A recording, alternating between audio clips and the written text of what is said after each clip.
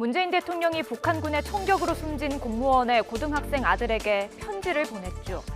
문 대통령은 아버지를 잃은 아들의 심정을 깊이 이해한다면서 진실이 밝혀지도록 직접 챙기겠다고 고인의 아들이 보낸 편지에 이렇게 답장을 보냈는데요. 유족 측이 이 편지를 언론에 공개하자 야당과 보수 언론들은 대통령 친필이 아닌 타이핑된 편지라며 공세를 폈습니다. 조경태 국민의힘 의원은 진정성이 없다면서 친필로 진심을 담았어야 한다고 주장했고, 안철수 국민의당 대표도 형식적인 답장에 착잡하다고 비판했습니다.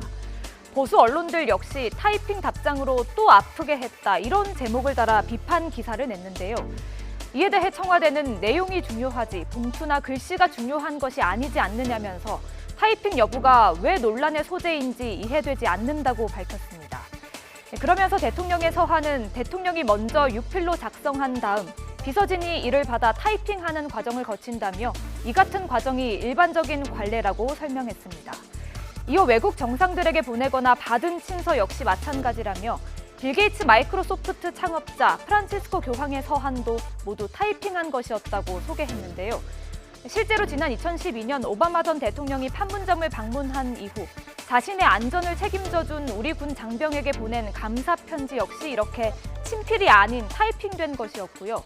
트럼프 미 대통령과 김정은 북한 국무위원장이 주고받은 친서도 타이핑된 것은 마찬가지입니다. 그리고 보시는 것처럼 박정희 전 대통령이 41년 전 영국 여왕에게 보낸 서신도 친필이 아닌 타이핑된 것이었습니다.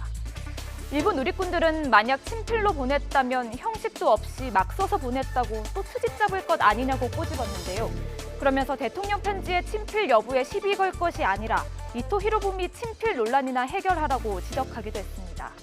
실제 이번 국정감사에서 서울 소공동의 옛 한국은행 본점 머릿돌에 새겨진 글씨가 안중근 의사의 총에 맞아 죽은 일본 초대 총리 이토 히로부미의 친필인 것으로 알려지면서 식민지 잔재를 하루빨리 철거해야 한다는 목소리가 커지고 있습니다.